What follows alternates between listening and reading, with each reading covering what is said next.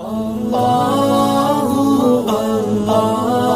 alaikum dear brothers and sisters, I am Mohammad Usman Ahmed Qureshi and you are watching Usman Ahmed Reaction। उम्मीद करता हूँ कि आप सब लोग खैर खैरियत से होंगे और अपने घर वालों के साथ अच्छी खुशी ज़िंदगी गुजार रहे होंगे। ब्रदर्स एंड सिस्टर्स, आज की जो हमारी वीडियो है वो थोड़ी डिफरेंट है और उसका टॉपिक है, डिफरेंट से मुराद ये है कि ये कोई इस्लामिक स्कॉलर की वीडियो नहीं है, लेकिन इस्लाम से रिलेटेड ही है। कि जो वीडियो का टॉपिक है उसका टॉपिक है 10 surprising facts about Mary peace be upon him in Islam. तो ये जो है वीडियो जो है वो FTD स्पीक्स या FTD फैक्ट्स की है। तो मज़ीद टाइम जाके बगैर अपनी वीडियो की तरफ बढ़ते हैं, लेकिन उससे पहले अगर आप हमारे चैनल पर नए हैं और आपने अभी तक हमारे चैनल को सब्सक्राइब नहीं किया तो हमारे चैनल को सब्सक्राइब करें और साथ ही मुझे नोटिफिकेशन बेल को भी ऑन करें ताकि हमारे आने वाली हर नई वीडियो का नोटिफिकेशन आप तक बआसानी पहुँच सके। इसके अलावा अगर आपने हमें हमारे सोशल मीडिया हैंडल्स पर फॉलो नहीं किया तो आप उन पर भी फॉलो करें, लिंक आपको नीचे डिस्क्रिप्शन बॉक्स में मिल जाएगा। तो मज़ीद टाइम जाके बगैर अपनी वीडियो की तरफ बढ़ते हैं।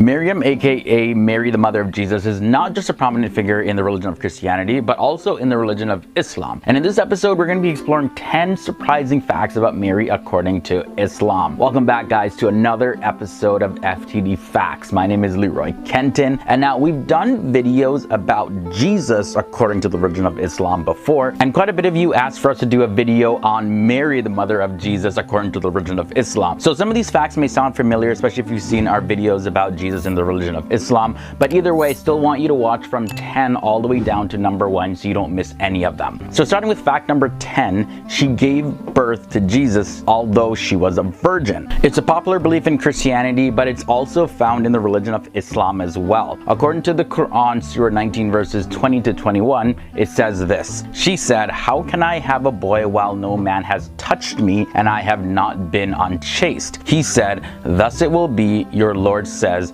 it is easy for me." Also, because she gave birth while being a virgin, she was falsely accused of infidelity. One passage in the Quran says this: she brought him, Jesus, to her people, carrying him. They said, "O Mary, you have certainly done a thing unprecedented. O sister of Aaron, your father was not a man of evil, nor was your mother unchaste." So of course they have the questions like, hey, you're a virgin, how, where'd you get a baby from? Fact number 8, according to the religion of Islam, she was also chosen by Allah above all women. And this belief is based from the Quran, Surah 3 verses 42, that goes, "When the angel said, O Mary, indeed Allah has chosen you and purified you and chosen you above the women of the worlds."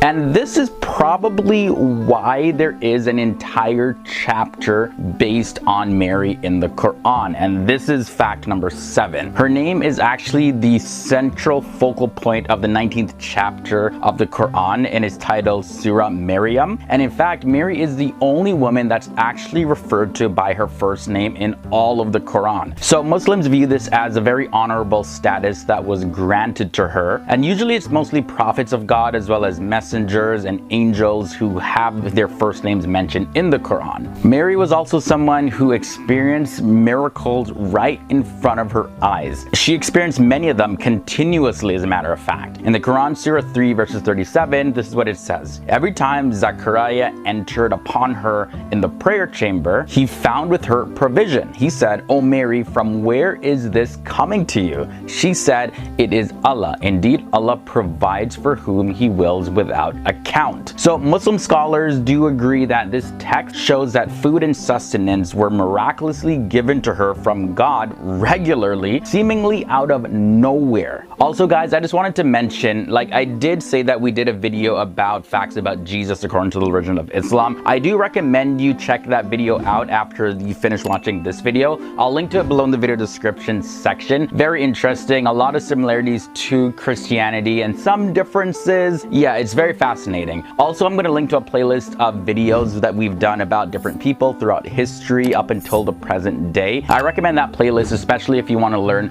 a lot more about people from different parts of the world. Continuing now with fact number 5, there's another passage about Mary in the Quran that kind of gives you a sense of her character. So Surah 66 verses 12 says this: "And Mary, the daughter of Imran, who guarded her chastity, she believed in the words of her Lord and his scriptures and was devoutly obedient." So of course, like I did mention earlier in this episode, she was chaste, she guarded her chastity very well, but Mary was also very pious, meaning that she was very very dedicated to her religion, and she also lived a modest life. The next thing to note is that according to popular Muslim belief, Mary is one of the two most important women in the religion of Islam. There was a woman by the name of Fatima who was the daughter of the Prophet Muhammad as well as the wife of Ali ibn Abi Talib, and she's probably the most important, or at least the most well-known female figure in Islam. So much so that Fatima was given the title of Al-Zahra, meaning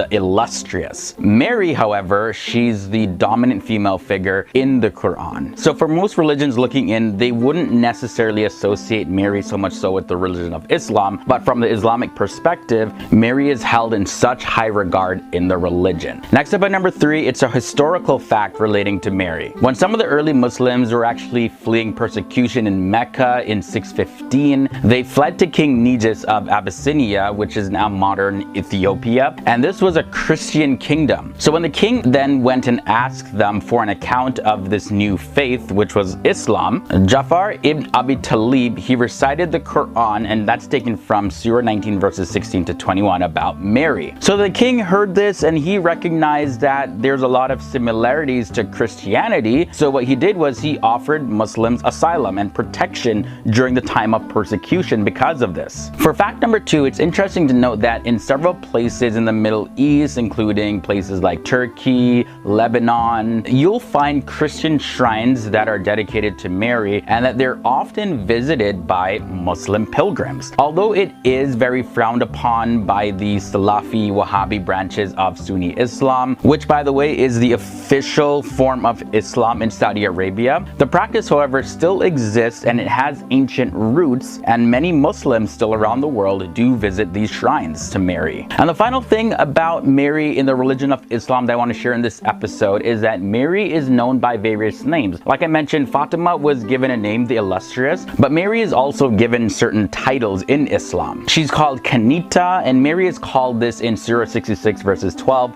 and this means constant submission to God, and it also refers to her being fully devoted in prayer. Like I mentioned earlier in this episode, she was very dedicated to her religion and was constantly in the prayer chamber all the time. Mary is also known as Siddiqa. That means she who confirms the truth, or she who has faith. Mary is called Siddiqa twice in the Quran, as a matter of fact, in Surah 5 verses 73 to 75, and she's also called that in Surah 66 verses 12. Then there is Sajida, she who prostrates to God in worship. That's also a title for Mary. Rakia is another title, and that means she who bows down to God in worship. Tahira is also another title, and that means she who is purified. Mustafia is she who was chosen, and then the final name is Sa'ima, meaning she who fasts. It's believed that Mary actually fasted for 1/2 of the year in certain Muslim schools of thought.